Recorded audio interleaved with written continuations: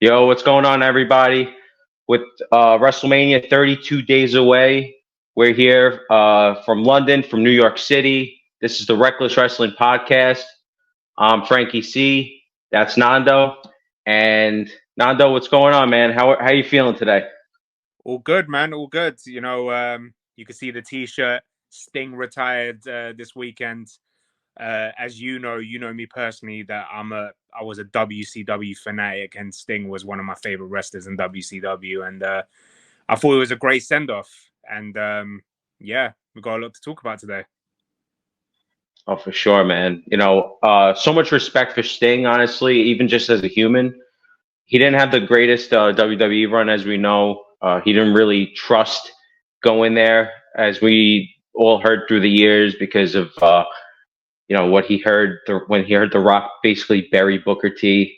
But that's another story for another time. But what a great send off! Do you think that was the perfect send off for Sting? Or do you think that there was another way to do it? Do you think there was a better way to do it? Do you think that it should have been a singles match instead?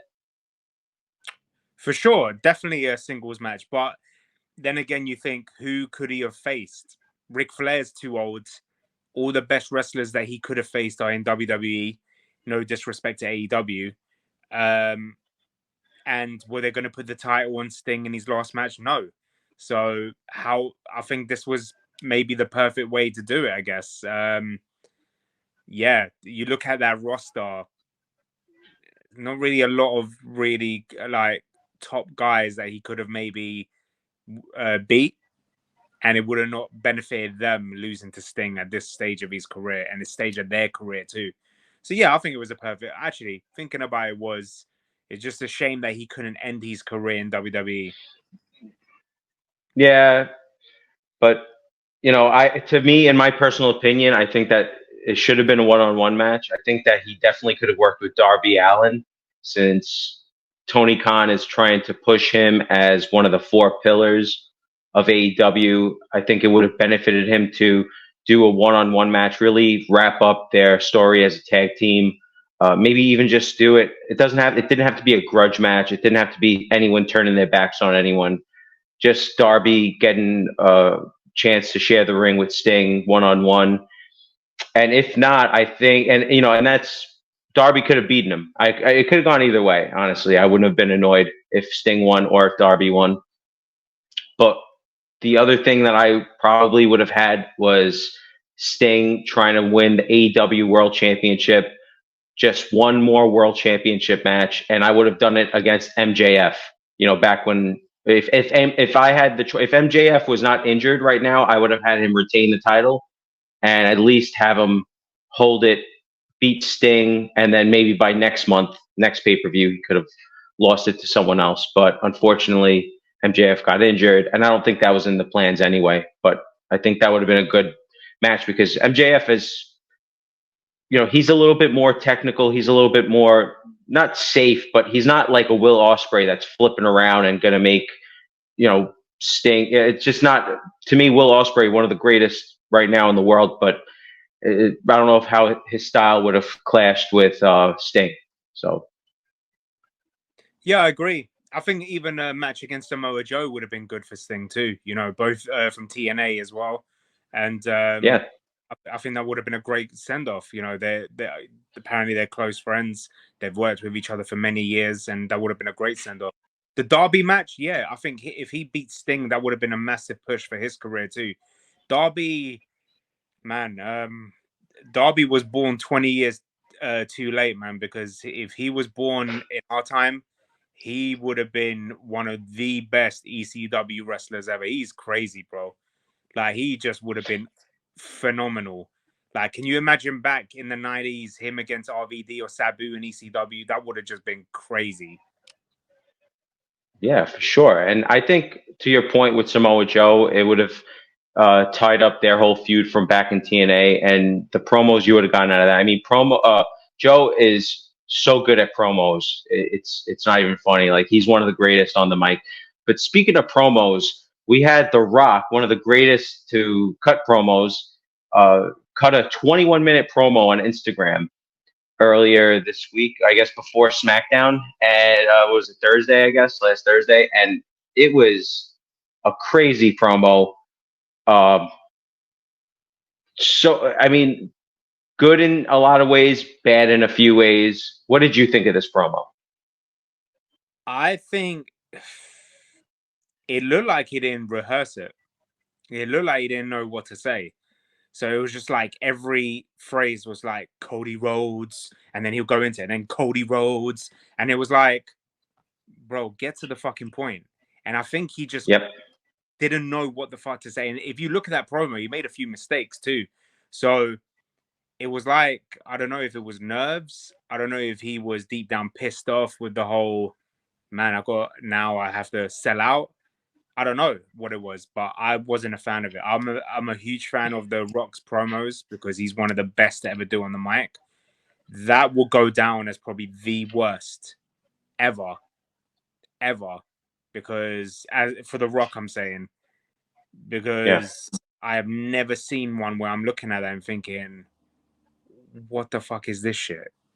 Like, this ain't The Rock we know. He did say a few things that were kind of important, a few things that we hadn't heard him say, but he was repeating himself so badly, man. Like you said, it was, and it's good when something's not rehearsed. Just like this podcast, we have our bullet points that we're going to talk about, but we don't really speak before the show. But if I'm doing a promo, dude, I mean, I'm at least having bullet points, something in front of me to keep. But Rock at this point, he's such a professional, and he's supposed to be, one of the greatest actors in the world. I mean, not greatest actors, biggest movie stars, I guess. But his acting is a different story. But I just thought that he's definitely had better days on the mic, and this was not one of them. He did say a few things that, like, for example, he revealed what he said in Cody's ear that time on SmackDown. He basically was saying how Cody could have told him in a different way. Like, he just didn't like the way Cody went about going out there during the press conference. And, he could have just came up to The Rock beforehand. What did you think of him at least trying to tie up some of these loose ends in the story so far? No, it's good that he did that, because we all wondered why. I mean, what he said to Cody, because I'm shocked till now Cody still hasn't revealed it. So The Rock had to. I think while you were talking, I was thinking about it, and it's the only time I've ever seen a heel, like, well, somebody that's supposed to be a heel, get pops for everything. He even called everybody meth heads, and he was getting cheers. It's not like he got booed. It's crazy. Like, so it's making me think, did he maybe get put off with the whole shit, you guys are supposed to boo me? Like, this is the bit where I'm getting boos, but I'm getting popped. So shit, what do I do? What else do I say for you guys to boo me? So it was crazy because he came out and he got a huge pop. That's why I think if it was Rock versus Cody, and a lot of people would think, oh, The Rock's going to get booed, he wouldn't. He's going to get a huge pop. And, he was talking about Cody Rhodes still getting a pop. He was talking about everyone being a meth head in that city, pop. So yeah, it's making me think, did he get put off with that? Well, I mean, the Instagram thing was before SmackDown. That was, whatever it was, Wednesday or Thursday. But if you want to get into SmackDown, we could definitely do that because, Bloodline, The Rock, and Roman Reigns offered they had a counter offer for Cody Rhodes one-on-one challenge against The Rock. The Rock said, you're not going one-on-one with the Great One, basically. We have a counter offer. Counter offer is a tag team match. The Rock teaming up with the WWE champion Roman Reigns to challenge Cody Rhodes, the number one contender for the WWE title, and his partner, the world heavyweight champion Seth Rollins. So they also had stipulations put onto this where basically if Cody and Seth could get the job done, Bloodline is banned from ringside on night 2 for their title match. But if the Bloodline wins, then it's Bloodline rules during the WWE Championship match between Roman Reigns and Cody Rhodes. Now, what did you think of this counteroffer laid out by the Bloodline? But this is what I predicted to you, if you remember. The only thing that I got wrong was the stipulations. I said a tag team match is going to happen, but I will put the titles on the line. And then we go to night 2.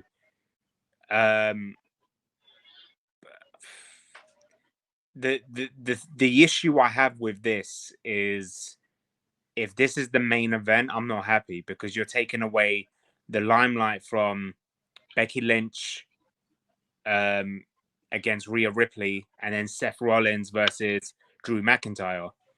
And Exactly. if you're allowing Roman, Seth, and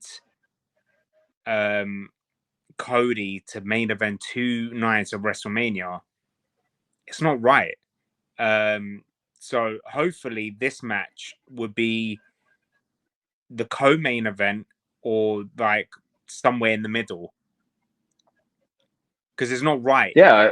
Main event, it can't be the main event. The main event, me personally, needs to be Becky Lynch versus Rhea Ripley. You can't have 2 male world title fights, in my opinion, 2 nights. For me, Ripley versus Lynch is a great match, entertaining, and they deserve it. They deserve it. I wouldn't be too against if it's Seth versus Drew, but it needs to be Becky versus Rhea, main event the night 1. What did you think of it? I'll be honest, man. I'm not a fan of the tag team match. I really am not. This should have been taking place at, maybe in Saudi Arabia, whenever they go there next month or whatever, after, the month after WrestleMania. Like you said, I'm echoing what you're saying as far as you taking away from the night 1's main event. Like, Roman does not need to headline 2 nights in a row. Cody does not need to headline 2 nights in a row. The way that and the way that the way that Roman Reigns has been burying the World Heavyweight Championship, they've been burying Seth Rollins. Seth Rollins should have been defending the World Heavyweight Championship on night 1 in the main event to solidify this championship as being prestigious, not being a championship that's being, they're talking shit on the champion. They're talking shit on the title, calling it, second place and this and that. What are you accomplishing there? That's the problem I have with this. What, for shock and for people to be shocked? Like, no, it doesn't accomplish anything to me. And if you want to bury them, you want to bury Seth, you want to bury the title, at least give the title prestige by putting it in the main event on night 1. But I think that night 1 is going to be headlined, obviously, main evented by the Bloodline versus Cody and Seth. And the opening match will probably be the women's championship, the world women's title, Ripley against Lynch. Because if you're not on last, you want to be on first. And that's just the way that it is. No one wants to be on second or third. You know how it goes, bro. Like, we've seen the world heavyweight title defended in the opening match several times. So, again, not a fan, and not a fan of the stipulation either. To me, it should have been that, there should have been a different stipulation as far as, if you win or if we win. Maybe they should have said that if the Bloodline wins, that Cody does not get his shot on night 2. They should have said, hey, Rock should have said, yeah, you want to challenge The Rock? Well, you know what? If The Rock beats you, if The Rock and Roman Reigns beats you and, your little friend over there, Seth Rollins, and as he's burying him, he should have said, listen, if we beat you, you lose your title shot on night 2. Because what has this been about the whole time? It's been about The Rock being pissed off that he can't go one-on-one against his cousin Roman Reigns. They wanted to have the biggest main event in WrestleMania history. Have that be part of the story, the last piece of adversity that Cody is having to go through to finally get his world championship match, the WWE title match against Roman. Are you okay with these stipulations as they are, or do you think they could have done something differently, like what I'm saying right now? No, I'm not okay with it. It should have been more what you said, but more, he doesn't lose his title shot, that the main event will be a triple threat match after that. The thing is, I can't see Roman being pinned or The Rock being pinned. That's making me think that they're going to win. That's just my opinion. I just think it's a stupid idea. If you're going to have this tag team match, have it on SmackDown the night before WrestleMania, just to not take the limelight away from other people, because there's big fights to be made. There's big fights to be For made sure. with other titles and other wrestlers, and for you to go do this stupid tag team match, and what if one of them gets injured? You've ruined the main Yeah, event. Like that's we've seen injuries this year happen non-stop. Like, why would you risk something like that? So I just think it's stupid, man. I just think they should have just made this whole thing that The Rock slowly turned on Roman, in a sense of like Roman said to him, "Acknowledge me," and he was like, "No." And then they feud, and then it will be like, okay, triple threat kind of thing. I don't know, but the tag team match, there's no need to do this. Yeah, I agree 100%, especially about the injury thing. And Roman does not wrestle a lot. This guy wrestling 2 nights in a row for this guy.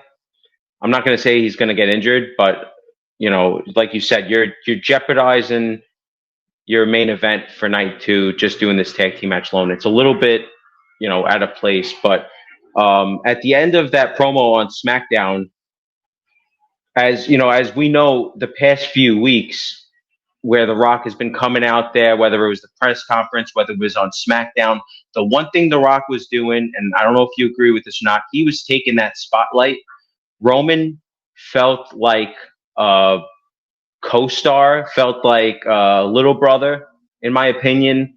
Didn't feel like a big deal at all. I mean, you even look at the Rock on SmackDown, looking all tan and chiseled and this and that, and then looking like muscles bulging out, looking like a true superstar. The aura that comes off of this guy. And then you look at Roman, and he's sitting there in his little sweater, just standing there, barely any color in his face, and I don't know, just looked like so much lesser in a way. You know what I'm saying? Like The Rock had this glow about him. Roman just felt like little bro. Like it's just kind of weird. But to make up for this, Roman did what I thought he should have done from the start. And what I guess that, they have their ear open to what people are saying, especially online. And they have definitely observed that people are seeing like, The Rock is overshadowing Roman Reigns right now in this whole story. So it feels like at the end of that promo on SmackDown where The Rock went to finish off, close out the promo with, if you smell what The Rock's cooking, and Roman grabs his arm and he's like, I need you to do me a favor. I need you to acknowledge me. And, you know, big, big reaction from the crowd, like, oh, like, and they're quieting down. And it's not because they're not interested. They're quieting down because they are now super interested to see what The Rock is going to say. And The Rock sure as shit, he turns around, he goes, Roman Reigns, my family, I acknowledge you as my tribal chief. And the crowd went nuts in a bad way. They're booing, they're chanting, you sold out, and all this stuff. And, it was a crazy reaction. What was your reaction to The Rock acknowledging Roman Reigns as his tribal chief? My reaction was the same reaction when Austin joined the alliance, but a lot worse. This was way worse. Like for me, when Austin joined the alliance was one of the worst moments as a wrestling fan. Me personally, being a huge Steve Austin fan, but seeing The Rock do that, I've seen The Rock do that, but not at that level. Like when he joined Vince as the corporate Rock, and they screwed Mick Foley, Survivor Series, Deadly Games '99. You know, it was like, oh damn, The Rock's with Vince. But back then it was big deal, but not too much. This is like, this is crazy. This is worse than corporate Kane. this was just like beyond the sellout, crazy. Because it's one thing when you join, like, you know, the bad guys, let's say in wrestling, but you're still you. But this is like you literally just joined the Vince McMahon Kiss My Ass Club, but the Roman one, basically, because it's something that you just didn't think would happen. And yeah, I was shocked, bro. Because when he said acknowledge me, I thought, okay, this is when they're gonna feud. This is when they're gonna clash. This is when The Rock is gonna turn on him. But when he said it, I was like, shit. But then I thought, okay, when he gives him his hand, give him a rock bottom, and he didn't. So Well, Cody was in the building that night because he came out after and did a dark match or something. And I would have just had Cody Rhodes interrupt, just have Cody's music hit before The Rock could answer, and have Cody come out and just he's on the stage, and he doesn't even have to do anything. They could have just kind of, oh my God, Cody's here, even if nothing happened.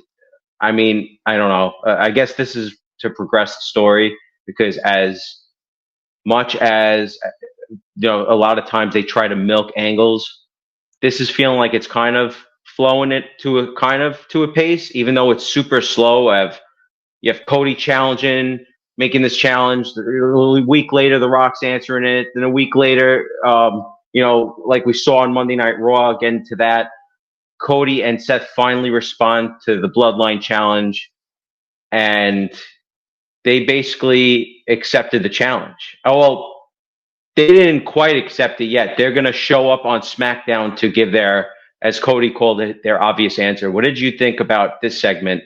Of Diarrhea Dwayne, as Seth called The Rock, because as corny as that was, I think it was purposely done that way because The Rock could really come out with corny, crappy lines like that to make fun of someone just to bury them. Like, it doesn't even get them over. Like, what did he call? He called Baron Corbin a super tough dude, STD. Like, yo, that's so corny, man. Like, you're not funny, bro. Like, that's not fucking.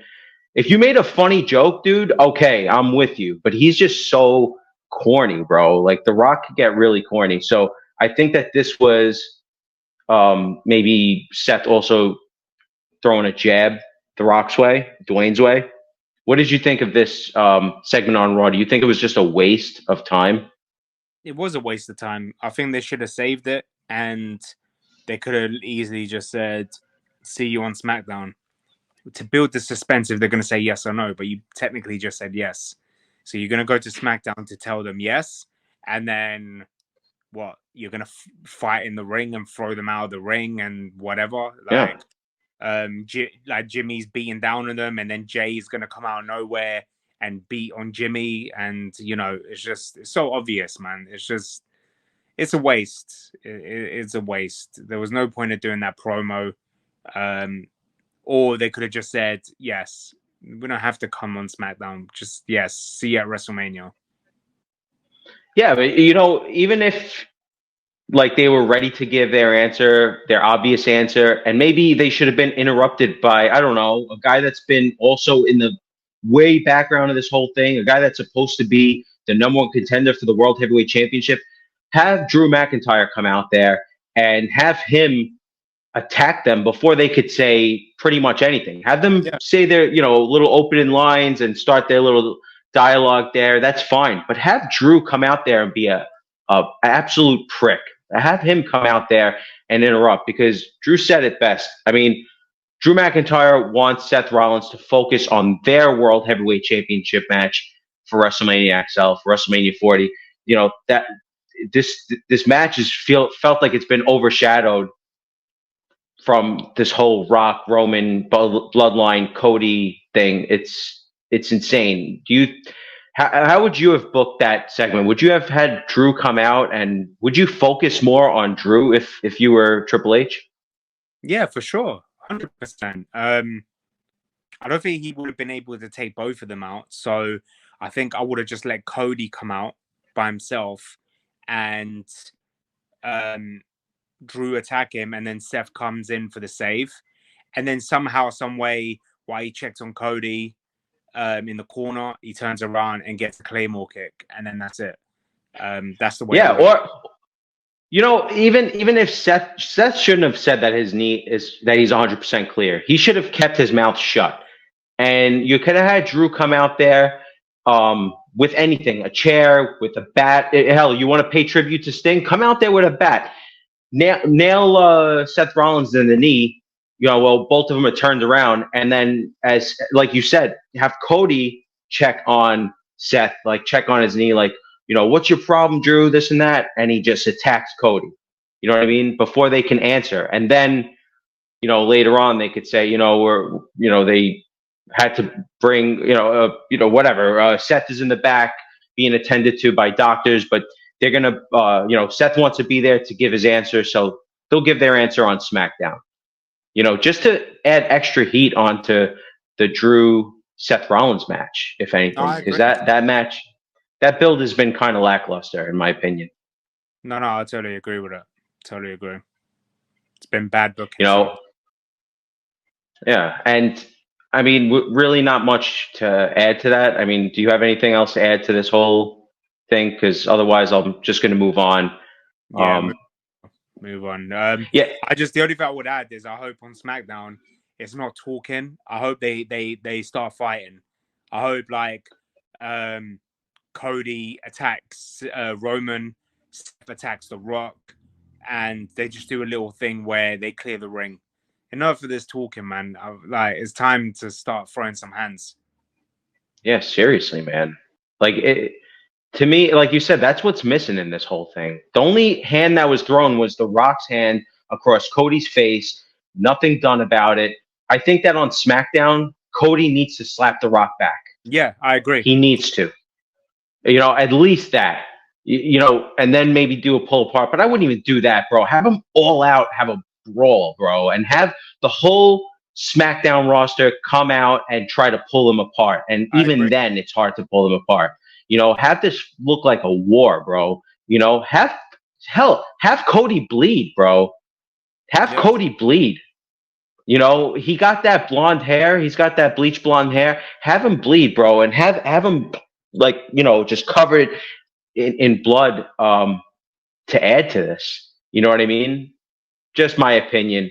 But there are other championships that need to be decided at WrestleMania. And just quickly, I want to brush on this. Gunther worked as a babyface on Raw. He destroyed Dominic Mysterio. I absolutely love this. What did you think about this? And what do you think about this 6-man battle royal for next week's Raw? Who do you think is going to be the number one contender for the Intercontinental Championship at WrestleMania? Bro, that match reminded me of early Brock Lesnar versus Paul London. That was he just absolutely broke him. I loved it, don't get me wrong, but I just think it was a stupid match. But the gauntlet, I want Chad Gable to go to WrestleMania and take that title off Gunther. I think he deserves it. I think he's an unbelievable athlete. I think he is this day age Kurt Angle. I really believe that. I know he's got the same kind of style. He's got the ankle lock, but he's an unbelievable athlete. Unbelievable. He's got a great fan base. He really is. And it's a shame R-Truth can't be in it, because I would have given it to R-Truth. But yeah, out of the list, I'll give it to Chad Gable, man. I think it's only fair. Yeah, I think Miz and R-Truth are purposely left out of it because they may be heading to hunt for the tag team titles against the Judgment Day. Yeah, but I would probably, and I know that they've been trying to set up this whole Rocky story for Sami Zayn. It's kind of obvious that he's going to win, but man, I would just have both of them simultaneously pin two people at the same time. Chad Gable and Sami Zayn, pin two people at the same time, make it a triple threat match. I agree. I like that idea. What other opponent of Gunther's can you think of from his whole title reign? I know there were great matches with the likes of Ricochet and Jey Uso. Obviously, Jey Uso is going to move on to facing Jimmy Uso in the City of Brotherly Love against his own brother and stuff. Like, that whole thing is cool. But what other contender can you think of that was better than Chad Gable? There really is nobody that had the crowd only Jey Uso. Only Jey Uso, in my opinion, was the closest to beat him. He had him beat. He had him beat. Obviously, Jimmy came in, but Chad Gable, that was, and I was so happy that was the main event of Raw. That deserved to be the main event of Raw as well. So that was an unbelievable match. And what I love about this match is there's so many matches that you sometimes have to put a stipulation to make it more exciting. You don't need to. Like, this is just a pure old school wrestling match. Both of them can grapple. Both of them can do anything. And it's literally strength versus strength. Yeah, absolutely. It's literally like, on this show, we're allowed to mention his name. Obviously, WWE is not. It's literally like watching a new day of age of the WrestleMania rematch of Kurt Angle versus Brock. Yeah, I agree. But you know something? I'm gonna say this, and maybe some people agree, maybe some people disagree. But I watched the Celtic Warrior workouts with Sheamus on his YouTube channel, and I saw a lot of these wrestlers working out and doing their routine, and I try to implement some of their stuff into my workout routine. Chad Gable is one of the strongest wrestlers. He's one of the strongest guys on that roster, believe it or not. As small as he looks, if you see him in person, bro, he is jacked to the gills, bro. And I think I'm going to take it. This may people may agree with this or not. I think he's stronger than Gunther. Gunther is a big dude, but since he lost all that weight, he just looks like a lanky, skinny guy to me. He really needs to pack on some more muscle. Gunther, if you're listening, man, eat some more rice, bro. Eat some more steak. Do something, bro. You're kind of looking frail these days, a little bit, kind of. Even though he is a bull, he's kind of, he's strong and everything. But I think Chad Gable would whip his ass in a real match. Chad Gable's a real wrestler. He's an amateur wrestler. He would destroy this fucking guy. So I think that he needs to take the Intercontinental Championship at WrestleMania. Sami Zayn, I'm sorry, maybe make it a triple threat match. I'm completely behind Gable. Totally agree. Gunther's a strong guy, but Chad Gable, you know what? Take maybe Breaker away from the roster. He might be the strongest guy in the roster. Yeah, I mean, and even Seth Rollins is incredibly strong. I mean, I've seen some of these guys where I'm just like, yo, you would not think that these guys are this strong. And a lot of these guys, if you watch, like I said, cheap plug for Sheamus, but Celtic Warrior workouts, great channel, and you really can. For me, anyway, I learned a lot of things about some of these wrestlers, and it really it endears them to you in a way where you really get to kind of know them. But speaking of mid-card championships, the United States title, that's another one I kind of just wanted to quickly ask you about. What direction do you think they're going in right now? Because we've seen Kevin Owens is feuding with him.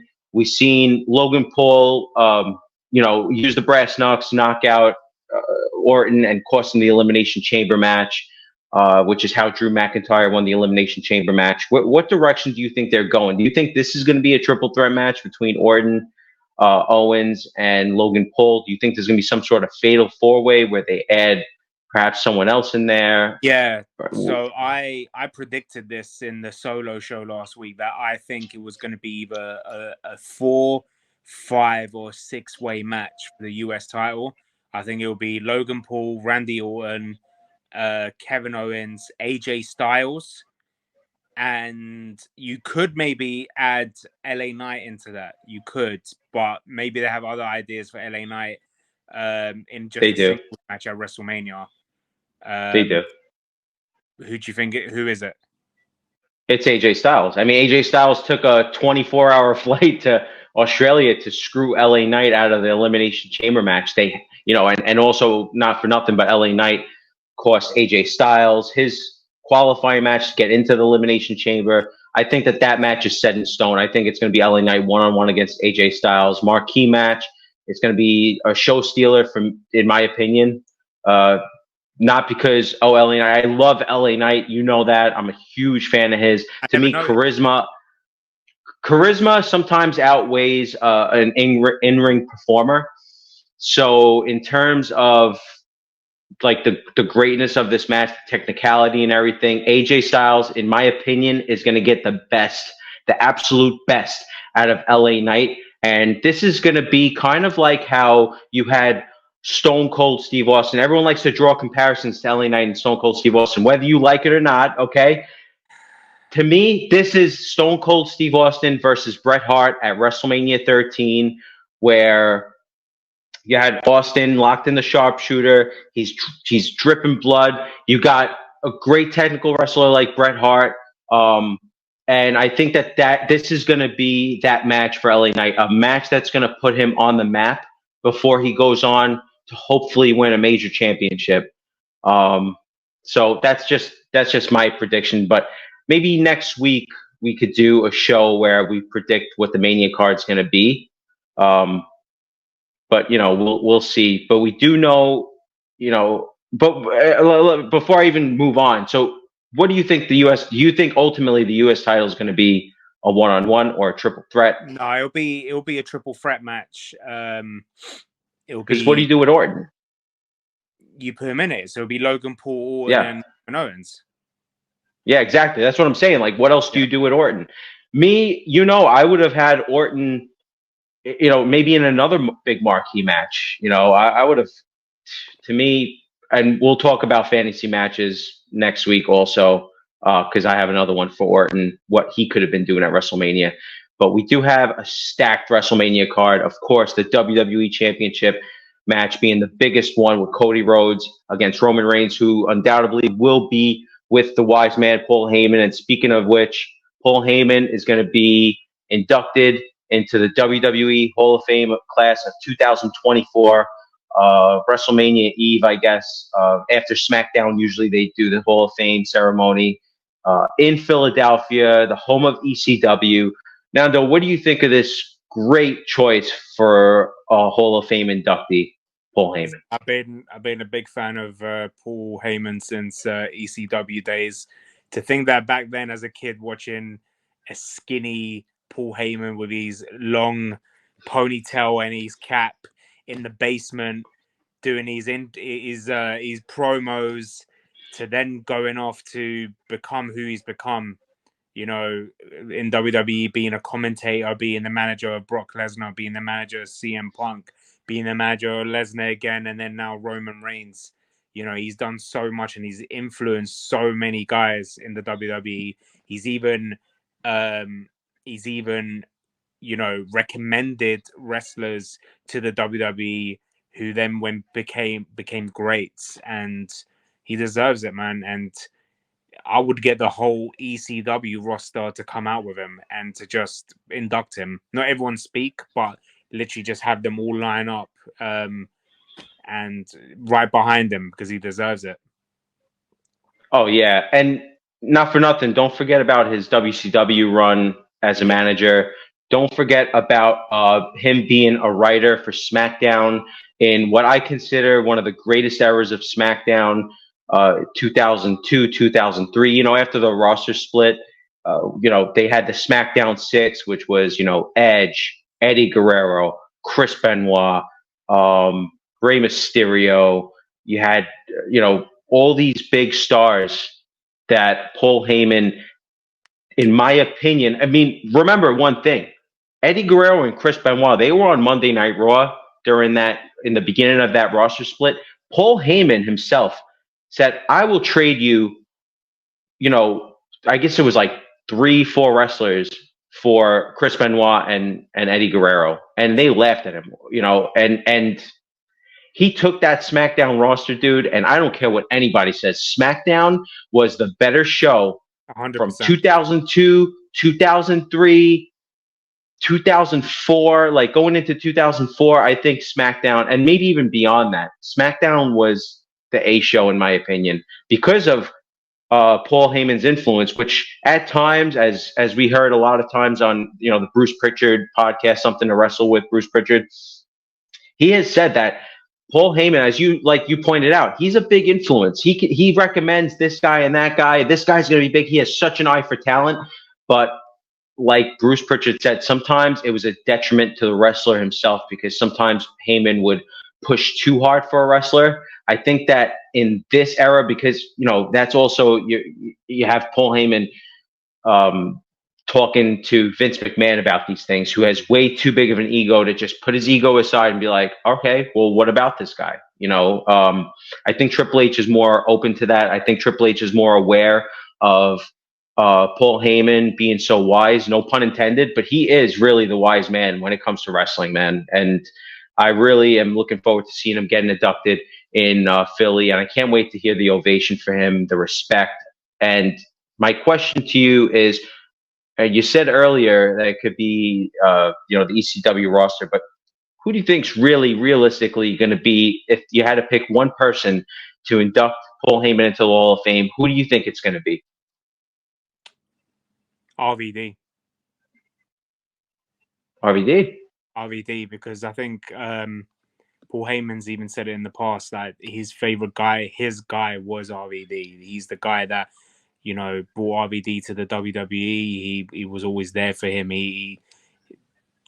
For me, there was three guys that were important. Well, apart from the Dudleys, of course, in his eyes were the ECW guys, and that was RVD, that was Sabu, and that was Jerry Lynn. So Jerry Lynn can't do it because obviously he's with AEW, right? Yes, he's an agent for AEW. So he would be a great choice. Yeah. So same thing with Taz. Taz would be a great guy to induct him, but he's an AEW. It's not going to happen. So for me, I would do both RVD, Sabu, and Tommy Dreamer. All three of them. Okay. I was going to say Tommy Dreamer to induct Paul Heyman. Well-spoken. He doesn't work for AEW. He has his show on Sirius XM, Busted Open Radio. And I think that Tommy, he's always been on great terms with WWE. He's in TNA. Technically, he works for TNA, but we've seen their working relationship between TNA and WWE. We've seen TNA wrestlers appear in the Royal Rumble. So I don't see any reason why Tommy Dreamer, who's also, articulate enough, and to me, I think it would mean a lot for Tommy Dreamer. I think that because of their love-hate relationship in the past. And remember, Tommy Dreamer is a guy that said he hated Paul Heyman so bad at one point. He was going to, I don't know if you heard about this. I'm going to fill you in on a little story. But Tommy Dreamer at WrestleMania 17 was going to come through the crowd and murder Paul Heyman on live TV. He was going to, I don't know if he was going to shoot him or stab him or do one of those things. I think he was going to shoot him. I think that's the story. He had a gun. Yeah. Yep. So, like I said, from both sides of the spectrum, he loved him. He has hated him in the past. But one thing for sure, Tommy Dreamer respects Paul Heyman, and he said that. And he said, "I'll damn near do anything for that guy." So at the end of the day, I think that would be a great person to induct him. But who else do you think is going to be inducted into the Hall of Fame this year? Name me a tag team, name me a female, and name me a headliner. A headliner? I don't know about a headliner, but a tag team, I'll put the Rockers in there. I don't think the Rockers are in the Hall of Fame, and I think they deserve to be in there. If they are, in there, a tag team, I'll put the Headbangers. Okay. Former, I don't know how many times they won the tag team titles, but listen, they deserve to be in there. They were part of the Attitude Era, and I think the Headbangers. If it's not the Rockers, a female, I think it will be former champion Victoria.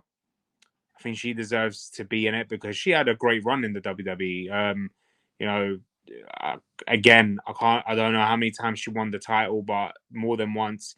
She had a great feud against Trish Stratus. She had a great feud against Leo too. So yeah, she's one. But as a headliner, that's a hard one, man. Well, I mean, while you're thinking about that, I'm just going to say Victoria, excellent choice. Or even Gail Kim. Yeah. She was a great female wrestler that wrestled in TNA, in WWE, and other promotions. And as far as a tag team, I gotta agree. I mean, the Rockers, they're not in. Right now, Marty Jannetty is going through a really tough time. He has to have his foot amputated. I think that would be a great idea. Hopefully, if he has not had his foot amputated yet. If not, I mean, you could wheel him out there, hopefully. But I think he could definitely use the money and support, and could be definitely surrounded by people in this time right now. Very sad what's happening to Marty Jannetty. So yeah, the Rockers is definitely a great choice. But as a headliner, I would finally put Batista in, because it has been, he was supposed to go in during the pandemic 2020, and he said, I want to be inducted in front of a crowd, which I think that they got a little bit annoyed at Batista for that. But it's been 4 years now. Just put the guy in. He's a big superstar. He's a big celebrity. He's Hollywood, big Hollywood superstar. So I would induct Batista as the headliner finally. No, I totally agree with that, because I can't think of any headliners in the past that have not been inducted. Some have already been inducted as groups, like for example the Steiners. Like eventually, Yeah. I think Scott Steiner should go in there by himself as Big Papa Pump. Oh yeah.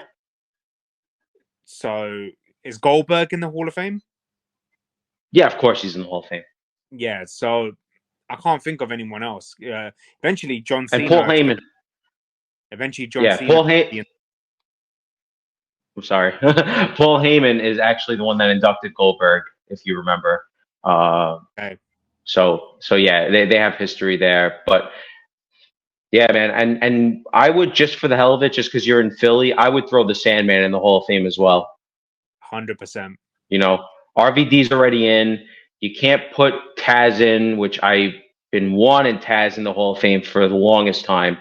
But unfortunately, he's working with AEW, so I don't see that happening. I think he would have probably been the one going in this year if he wasn't with AEW, but he's not going to stop making money, just to waiting for WWE to hopefully call him into the Hall of Fame. So Sandman, an innovator, he was cracking beers open before Stone Cold Steve Austin. So I'd throw the Sandman in there, and hell, maybe even have Stone Cold induct him. That would be fun. Yeah. But another guy would be Sabu. I think he deserves it too. Yeah, 100%. I agree with that. And matter of fact, I would probably do that and have RVD induct him, even though he's working with AEW. Have RVD induct him. RVD trained by Sabu's uncle, the original Sheik. They have so much history, so I would definitely tie that bow. And speaking of tying a bow around this episode, we mentioned Sting earlier. So in tribute to Sting, our fantasy match this week, as you at your fantasy match for the week, you wanted to talk about The Undertaker versus Sting, a match that we were hoping for the longest time, a match that I compared to, the fantasy match of Stone Cold Steve Austin versus Hulk Hogan, two absolute icons that we just never got to see face face off in the ring, one-on-one. Some people will say, oh, well, Mean Mark, in his Mean Mark Callis days, he fought Sting. Not the same. I'm talking about the dead man, The Undertaker, against Sting. How would you book this match, Nando? Ask me this in a different way. What era are we doing this in? Because it makes a huge difference. Well, I mean, I would in most of these fantasy matches, I would think that it would be the prime versions of themselves. So talking like an Undertaker from, even like, to me, peak Undertaker performance wise, overall, his peak to me was 2006, 2007, 2008. So you got that Undertaker peak condition. I mean, the guy was, believe it or not, Undertaker in 2007 was like 42 years old. He was not old at all, dude. Like, think about that. He's younger than AJ Styles is right now, by years. So I would have that version of the Undertaker, because he was just, a kind of a hybrid version. He was everything. The dead man. He was a badass still. He could cut a hell of a promo. And I would have him take on the prime version of Sting, which, I was never a WCW guy, never watched WCW, that. But to me, those were his prime years. But I enjoyed Sting in TNA because I did watch TNA. But I guess you would have to pick. And from your shirt, I'm gonna guess that you're thinking that era of Sting, Wolfpack, maybe. It could be the Wolfpack or it could be before the Wolfpack. At the end of the day, for me, the best thing was WCW. My favorite Undertaker is the Corporate Ministry Undertaker. That's my favorite Taker. Wow. That for me is my favorite version of the Undertaker. I just think that was one of the best factions for me in wrestling when it was the corporate, not the Corporate Ministry, the Ministry itself was one of my favorite factions. The Wolfpack is another one. So it would have been amazing if both factions went to war against each other. But obviously, like, for example, let's say even if it was Kane was part of it too, it was Kane and Kevin Nash, for example. But the good thing about the Undertaker and Sting, right? Because of the darkness and of their entrances and how they are, and they like to sneak up on people, and it goes dark. Where Taker, the lights go off and Taker just appears, or the lights go off and Sting comes from the rafters as well. The mind games would have been unbelievable for this match. And the good thing about this match is you could have, stipulation wise, you could have done a normal match. You could have done a Hell in a Cell. You could have done a Buried Alive match. You could have done a classic casket match. So I don't know. I personally, because it was an iconic match that the Undertaker had so many times, I would have done this as a casket match, in my opinion. Wow. Okay. And who would you have gone over in this match? What event is this happening at? Because we can't have it at WrestleMania. We know who's going to win. You could do Survivor Series. You're going to have to give it to the Undertaker, right? You're going to have to. I personally would have got Sting to win, and you would have thought Sting would have put an end to the Undertaker, and then the Undertaker, like the lightning, would have hit the casket, and then the Undertaker would have came back eventually, and they would have maybe had a rematch at Hell in a Cell or something. But the Undertaker to win. Yeah, to me, I think that, like you just said, I would have had not just one match. This is too big of a match to have just one match. I would have had a series with these two, and have, like you said, have the Wolfpack involved, have the Ministry involved, have Kane involved, and you start off with a one-on-one match between them where the Undertaker, Tombstone, 1, 2, 3. You have another match, maybe no disqualification, where it's gang warfare, and basically Undertaker has cost the match, and Sting could pick up a victory that way, through some shenanigans. And then you had their final match in Hell in a Cell, where now the cell means something because it's keeping the Ministry out, it's keeping the NWO out, and you have definitive winner, which would be the Undertaker, in my opinion. I think that would have been capped off. Maybe start that one-on-one match at Survivor Series, do the big no disqualification match with fans, with gang warfare, have that at Royal Rumble, and cap off with Hell in a Cell at WrestleMania. And of course, the Undertaker cannot lose at WrestleMania. Of course, yes, your Brock Lesnar or Roman Reigns. Well, that don't really count because Brock is erased, and you know who gives a shit about Roman anyway. But no, I'm kidding. So it's basically how I would have booked it, and it's just one of those matches, man, where unfortunately we'll never get to see it. But hopefully, we see everybody next week for another show where we'll probably be, uh, trying to square off the WrestleMania card, depending on how far we get this week. Like we said, sometimes with WWE, they're so quick to develop things, and sometimes they kind of milk things. I think that there's going to be at least 2 to 3 weeks before we get a solid, finalized WrestleMania card. Because, like we said, it's 32 days away, so they have plenty of TV, plenty of Raws and SmackDowns to fill. So maybe that's why they are taking their time with this, which is kind of a good thing. No, I agree. Totally agree. So hopefully we will have more to talk about next week, and not just promos. Yeah, absolutely. But thank you so much, everybody, for tuning into this. If you haven't already, please subscribe to our YouTube channel, follow us on social media, hit the like button, and leave a comment. Let us know what you think about the Hall of Fame. Who do you think is going to be inducted into the Hall of Fame besides Paul E? What do you think of the fantasy match of the week? What do you think about Sting's career? And also let us know what you think about, this Hollywood corporate rock going in there, taking the spotlight, but acknowledging Roman Reigns and this back and forth and Drew trying to get some respect around here. And there's just so much to talk about. Leave a comment. And until next time, I'm Frankie C. That's Nando, and we're out. Peace out.